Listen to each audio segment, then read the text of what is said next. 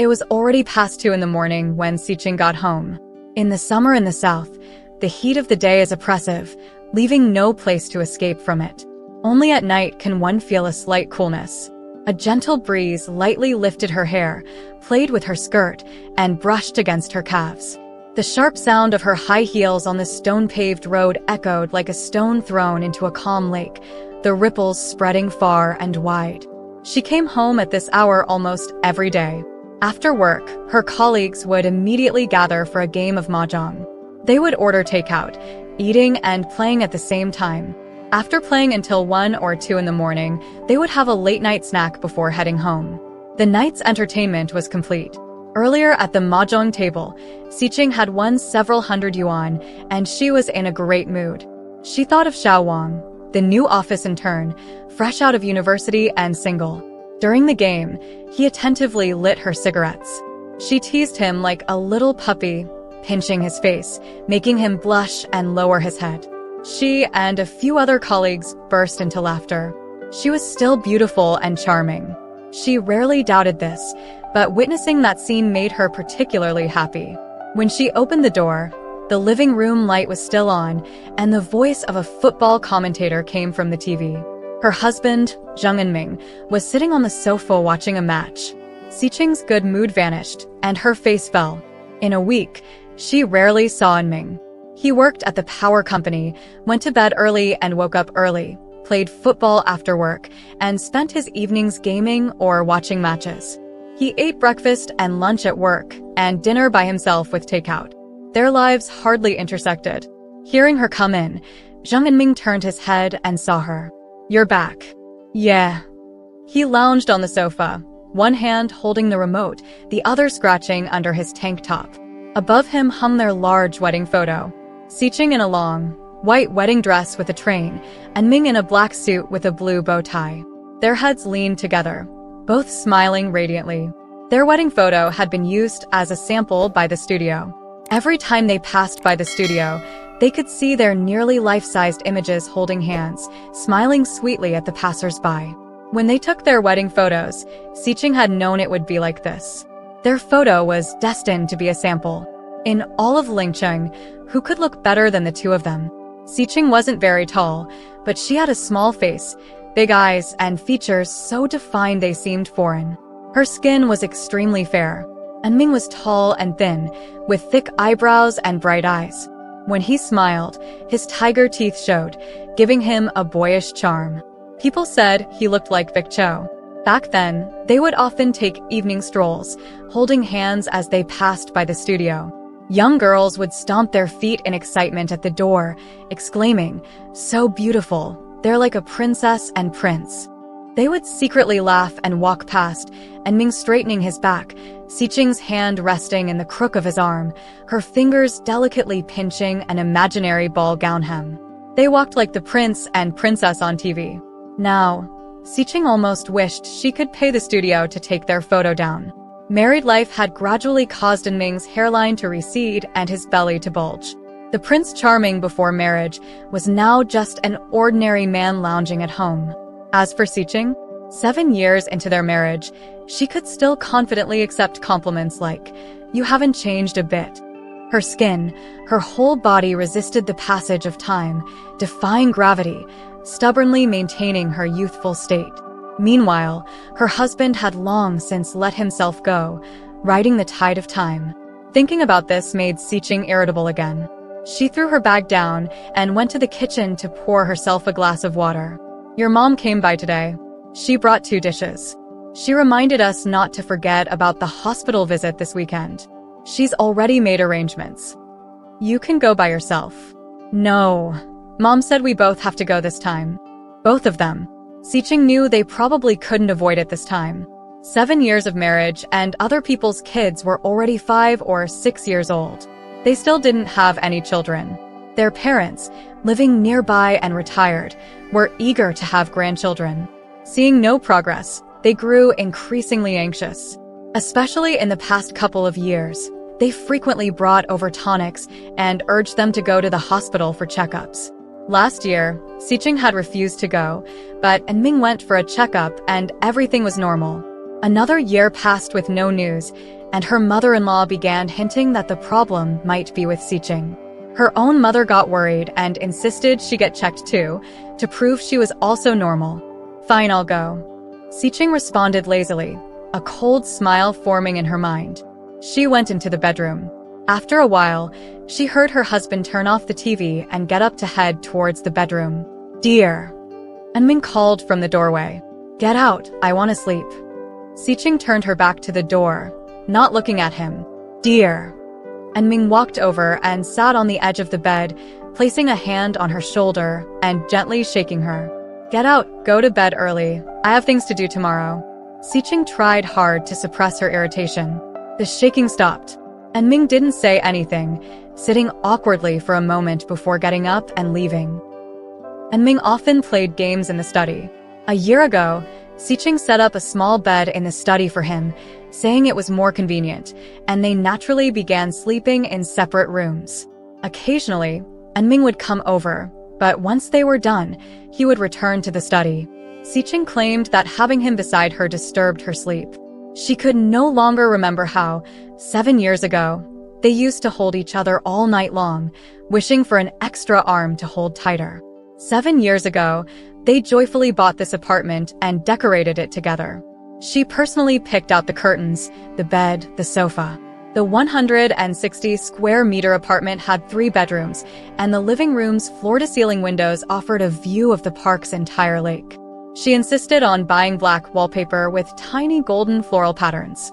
The toothbrush holders were a couple set, depicting the profiles of a man and a woman, designed to kiss when placed together. Their keys also had matching pendants, each holding half a heart that formed a complete one when joined. Siching, a master's graduate in literature and a renowned intellectual, filled the room with her taste. On the wall hung Su Shi's Ding Feng Bo. A pair of clay dolls sat on the bedroom dresser, selected by her. She had wanted to make them with Enming, like the poem described. "You and I, so much love. At the height of our love, it burns like fire. We mold a piece of clay, shaping it into you and me, then smash the two together, mix with water. We mold again, one you, one me. I am in your clay, you are in mine. We live under the same quilt in life, share the same coffin in death." But this small city had no place to make clay sculptures. Under the bright moonlight, Siching's eyes wandered over these items in the room.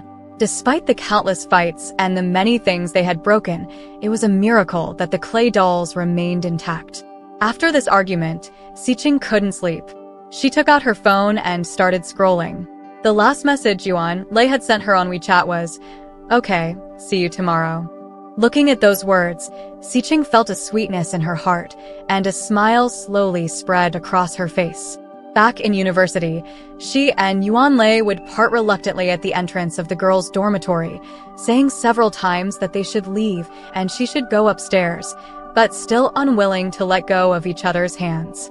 It wasn't until the dormitory closing bell rang and the dorm supervisor yelled for the doors to be shut that they would finally kiss one last time and rush out of the dark corners around the dormitory building. "See you tomorrow," Yuan Lei would call after her.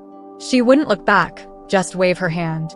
Yuan Lei then had to pedal his bicycle quickly to make it back to the boys' dormitory before it closed.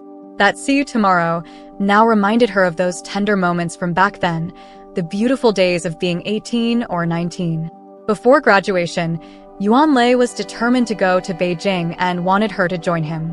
She went for 2 or 3 weeks, but couldn't find a job and couldn't bear the hardship of living in a basement. Siching, always picky and pampered by her parents, with suitors who doted on her, wondered why she should endure such hardships in a place with terrible food and people who spoke harshly. Her parents had arranged a civil servant job for her, so she returned to her hometown. Yuan Lei stayed in Beijing. Neither was willing to sacrifice for the other, both understanding that their relationship had reached its end. Returning to her hometown, Siching carefully selected Enming, tall, handsome, gentle, and exceptionally kind to her. He rarely got angry and had no bad habits. His job sounded prestigious, and everyone knew about the perks that came with working at the Electric Power Bureau. At the time of their marriage, Siqing was extremely satisfied. She had a large house, a car, and a good husband. In Lincheng, she had it all.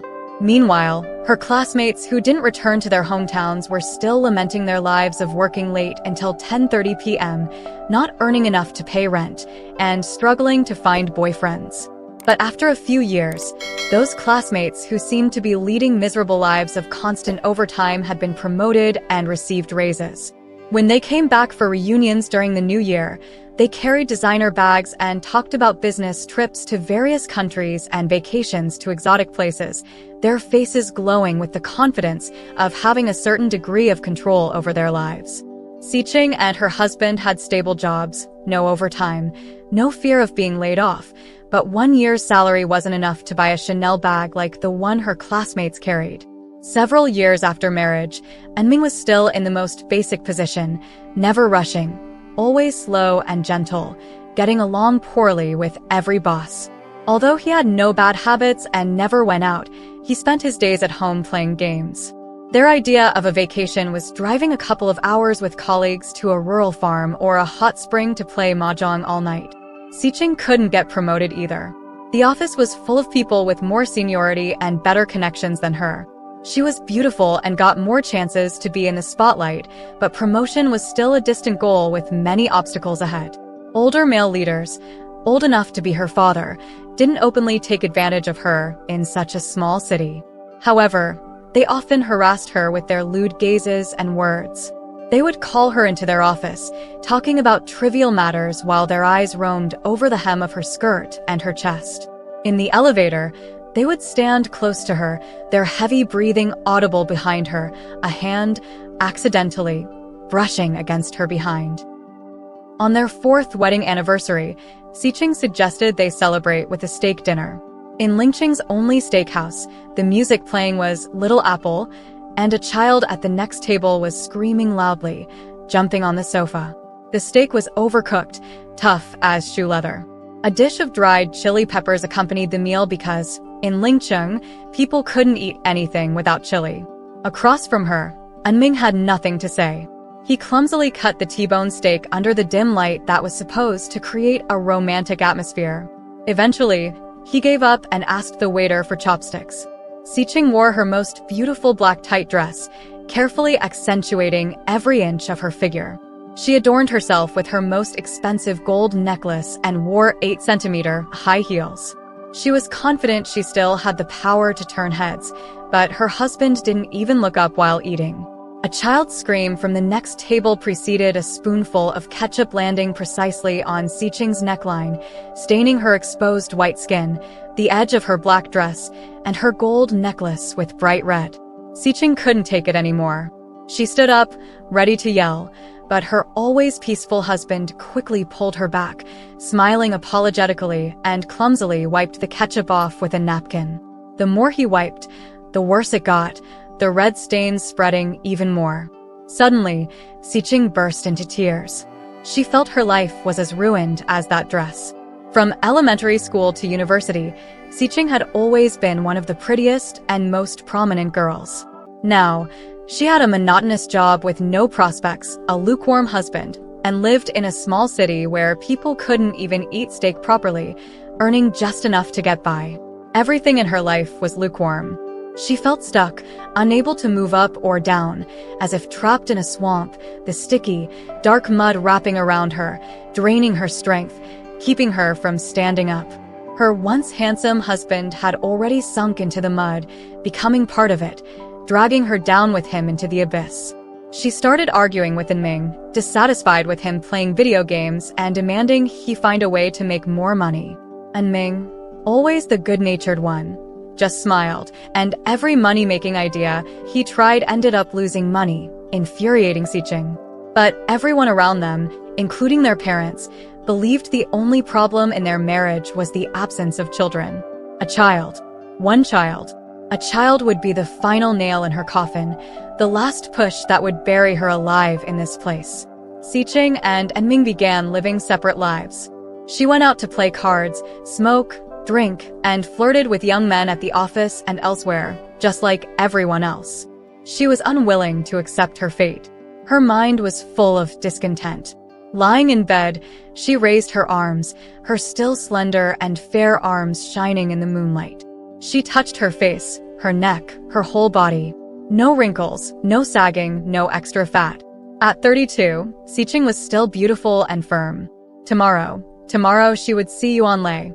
She had heard he was doing well in Beijing, already a department manager, still unmarried, and had returned to take care of his sick mother. Sicheng couldn't wait to meet him. She was still confident in her charm. She rehearsed the scene of their meeting over and over in her mind until she didn't know when she fell asleep. Early the next morning, she woke up and carefully applied makeup. Humming a song, she went to the bathroom and put on pink-toned makeup, then found a pleated skirt and blouse. Yuanlei had always liked it when she dressed like a Japanese schoolgirl. At the office, she was in high spirits, restless, loudly joking with Xiao Wang, her slightly artificial laughter echoing through the room. She watched the clock on the wall, eagerly counting down to their 6:30 p.m. appointment. Sicheng was 15 minutes late, as was her habit. Arriving early or even on time made one seem less busy, less valuable, something Sicheng firmly believed in. As she entered, she saw Yuanlei sitting under the light, head down, playing with his phone. He had the same hairstyle as before, short with 2 cowlicks on top. His back, clad in a white shirt, appeared broader than she remembered.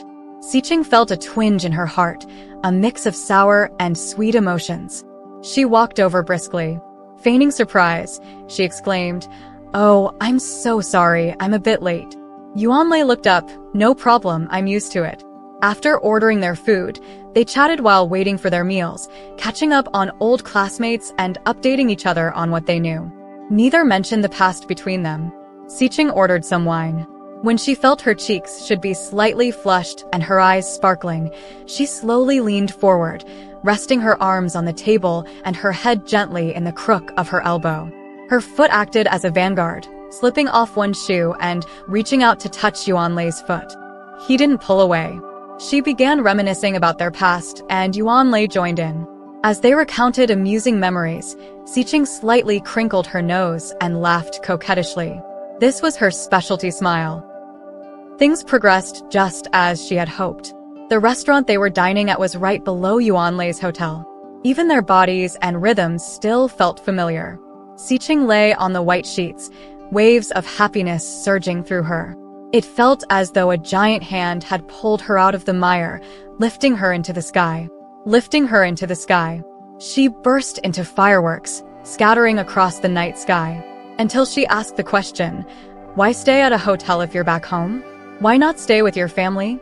Yuanlei, smoking a cigarette, responded naturally, "My girlfriend had something to do a few days ago. She's flying in tomorrow. This room is for her." Sicheng felt her breath nearly stop. She realized she had never asked him this question. She assumed he was single because she had heard he wasn't married. And he never mentioned otherwise. Slowly, she sat up, pulling the blanket to cover herself. "Then, what are we?"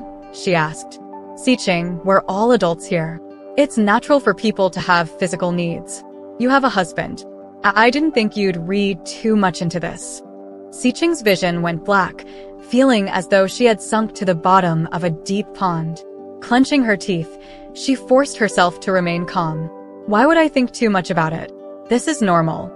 She felt like the pieces of fireworks that, after exploding, drift aimlessly in the sky, finally accelerating and falling hard to the ground, into the mire, quickly being buried by the damp, sticky mud.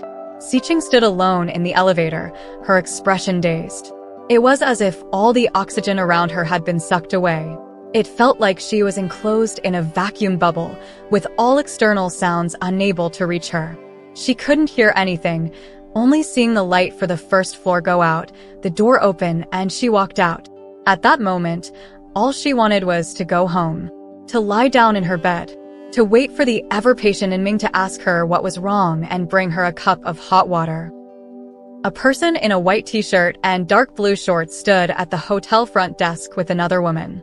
That back, unmistakably, was Inming's. Sicheng jolted in surprise. Her first reaction was to hide behind the sofa by the column. She watched them walk towards the elevator. The door opened, and they entered side by side. There was no physical contact, no conversation. From this angle, she suddenly realized her husband was still quite handsome. His slightly protruding belly didn't matter that much.